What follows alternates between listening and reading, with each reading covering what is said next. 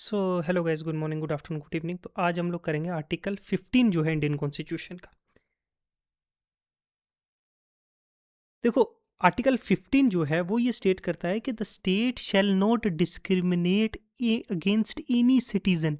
याद रखना, यहाँ सिटीजन है। On the ground of only, ये वर्ड याद रखना, सिर्फ ओनली। बाकी चीज़ों पे स्टेट डिस्क्रिमिनेट कर सकता है। बेसिस ऑफ एजुकेशन पे स्टेट डिस्क्रिमिनेट कर सकता है कि फलाना बंदा इतना एजुकेटेड है तो वही इस पोस्ट के लिए जो है वैलिड है, दूसरा नहीं है। तो यहाँ पे ओनली याद रखना, ओनली बेसिस ऑफ रिलीजन एक, दूसरा बेसिस ऑफ रेस दूसरा, caste, sex, place of birth और एनी ऑफ देम। इन सब में से मतलब रिलीजन, रेस, कास्ट, सेक्स और प्लेस ऑफ बर्थ, वो किस मजहब से बिलोंग करता है उसके बेसिस पे उसको डिस्क्रिमिनेट स्टेट नहीं करेगी।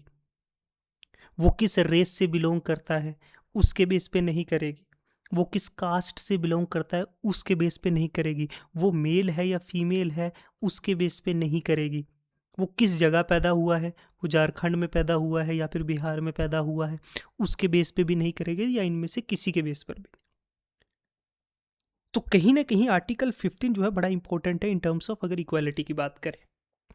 नो, एक और चीज याद रखना, no citizen, no citizen shall on these ground be subjected to any disabilities or restriction। इन चीज़ों के आधार पे स्टेट जो है किसी भी सिटीजन्स को नहीं करेगी, चाहे वो एक्सेस टू शॉप हो किसी दुकान का, या कोई पब्लिक रेस्टोरेंट में जाने से मना नहीं कर सकते, होटल में, या कोई भी इंटरटेनमेंट का जगह है, चाहे थिएटर है, चाहे कोई ड्रामा स्कूल है या शोज़ हैं, कुछ भी है, तो इन बेसिस पे डिस्क्रिमिनेशन नहीं कर सकते। ना ही स्टेट कर सकती है, ठीक है। यूज़ ऑफ वेल, कोई कुआं यूज़ करना है, टैंक है, कोई बेदिंग घाट है, रोड है, या कोई भी रिजोर्ट है, पब्लिक रिजोर्ट मेंटेन होली, या फिर पार्टली जो स्टेट की फंड से या फिर पूरी तरह से स्टेट ने जो है किया हुआ है, जो डेडिकेटेड हो पब्लिक यूज़ के लिए। तो आर्टिकल 15 ये कहता है। यहाँ एक एक्सेप्शन है। अब nothing prevents the state from making special provisions for women and children. अब आर्टिकल 15 तो नहीं डिस्क्रिमिनेट करेगा, लेकिन वुमेन और चिल्ड्रंस की बेहतरी के लिए, उनकी वेलफेयर के लिए स्टेट को प्रोहिबिट भी नहीं कर सकता, या आर्टिकल रोक भी नहीं सकता कि वो उनके लिए कुछ प्रोविजंस बनाए उनके अपलिफ्टमेंट के लिए।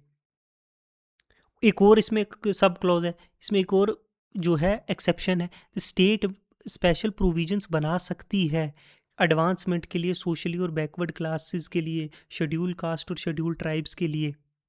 उसके लिए भी ये आर्टिकल 15 जो है स्टेट को रोक नहीं सकता कि वो ना नहीं बनाएगा कोई किसी तरीका का कोई प्रोविजंस, ठीक है। It also enables states to make provisions for admission of backward classes या SC ST एजुकेशन इंस्टीट्यूशंस में, उनके लिए रिजर्वेशन है ना, इंक्लूडिंग कुछ प्राइवेट्स में भी, एक्सेप्ट जो माइनॉरिटी इंस्टीट्यूशंस है। तो ये एडेड आर्टिकल 103 जो कॉन्स्टिट्यूशनल अमेंडमेंट एक्ट 2019 का, उसके द्वारा ये स्पेशल प्रोविजंस दिए गए थे जो इकोनॉमिकली वीकर सेक्शंस हैं of citizens of in education और एम्प्लॉयमेंट के लिए, ठीक है।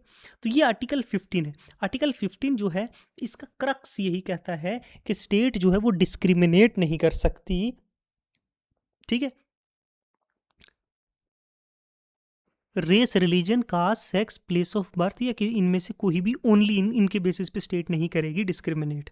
लेकिन ये स्टेट को रोकता भी नहीं है एफर्मेटिव एक्शंस लेने से जो बैकवर्ड क्लास है, वुमेन्स एंड चिल्ड्रन से, उनके अपलिफ्टमेंट के लिए। तो इतना सा कंटेंट है आर्टिकल 15 का, ठीक है। तो इतना ही रखते हैं आज के लिए। Thank you, good bye.